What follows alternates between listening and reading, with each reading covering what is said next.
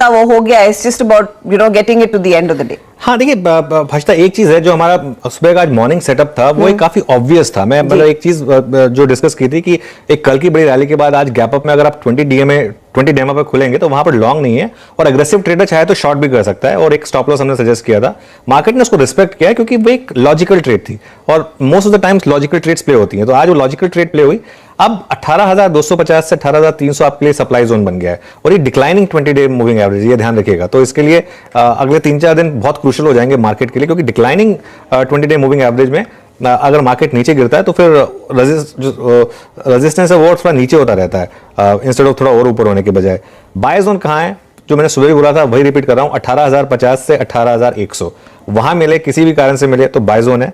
और लेकिन एक चीज है, 230 फैक्टर शायद प्ले आउट हो जाए आज, तो 230 के फैक्टर पर एक नजर रखेंगे। लेकिन सबसे इंपॉर्टेंट चीज है बैंक निफ्टी डिस्कस करना। देखिए सुबह भी जो हमारी अप्रोच थी कि बैंक निफ्टी में आप जहां खुले वहां मुनाफा वसूली करिए और उसके बाद साइड हट जाइए, क्योंकि जो बाय जोन आएगा वो आएगा 42,930 पर। अब हम आ गए 43,040 पर आज तक, वो जो जोन है उससे सिर्फ 100 पॉइंट दूर रह गए हैं। मेरे ख्याल से वो भी शायद आपको दिख जाए 42,930 उसके आसपास। अगर वहां स्टेबिलिटी मिले और वहां आपको लगे कि मार्केट अब रुक रहा है वहां पर ऊपर से नीचे आकर, या तो अभी ले लें 42,930 का स्टॉप लगा दें, या देखें 42,930 होल्ड कर रहा है कि नहीं। दोनों तरीके के ट्रेडर्स होते हैं, आप कंफर्मेशन का वेट कर सकते हैं या फिर उसको प्रीएम्प्ट कर सकते हैं ट्रेड को, दोनों में से जो आपको पसंद हो आप वो करिए।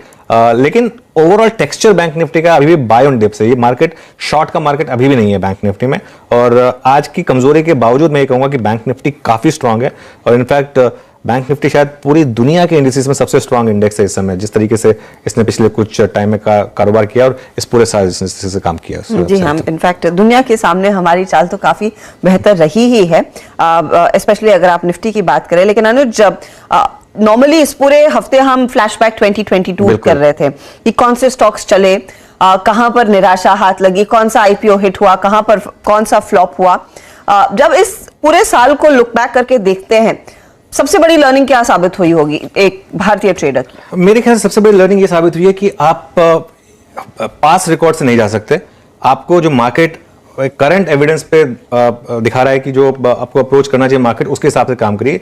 पिछले 3 साल से आईटी आउट परफॉर्म कर रहा था, इस साल उसने अंडर परफॉर्म किया। एक्चुअली निफ्टी ने सिर्फ 5% गेन किया, उसका कारण है एक्चुअली अगर आप देखेंगे तो ये जो साल है बहुत अच्छा रहा है।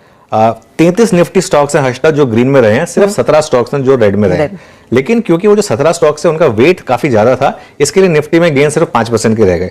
आईटी, फार्मा और रियल्टी सिर्फ 3 इंडेक्स हैं जो रेड में बंद हो रहे हैं पूरे साल के लिए। अदरवाइज आप देखें तो बाकी सारे के सारे सेक्टर्स, ये 3 सेक्टर को छोड़ दें, आईटी, फार्मा और रियल्टी, तो बाकी सारे के सारे सेक्टर्स ने आपको पॉजिटिव रिटर्न दिए हैं। और वो मैं आपको दिखा देता हूं। PSU bank 71%, power 27%। लेकिन पीएसयू बैंक को आप मान लीजिए एक एक्सेप्शन है, वो हर साल कोई ना कोई एक्सेप्शन आपको मिल जाता है। उसके अलावा लेकिन बाकी आप देखेंगे तो power 27%, CPSU 24%, metal 23%, bank Nifty 22%। Bank Nifty बड़ा इंडेक्स है। FMCG 17%, oil and gas 17%, auto 16%। अगर आपने सिर्फ ये 3 सेक्टर बचा लिए थे, आईटी, फार्मा और रियल एस्टेट, और रियल एस्टेट तो खैर कोई बहुत बड़ा वेटेज रखता भी नहीं है, सिर्फ आईटी और फार्मा अगर आपने बचा लिए थे, तो इस साल अगर आपने सिर्फ और कुछ नहीं किया होता, सिर्फ इंडेक्स को मिरर किया होता x of IT and pharma, तो आपने मोटा मोटा करीब 25 से 30% रिटर्न कमाए होते। तो ये इस हिसाब से एक बहुत ही अच्छा साल रहा है, और एक इंडिकेशन है कि 2023 में भी एटलीस्ट स्टार्ट में ट्रेंड वही रहने वाला है।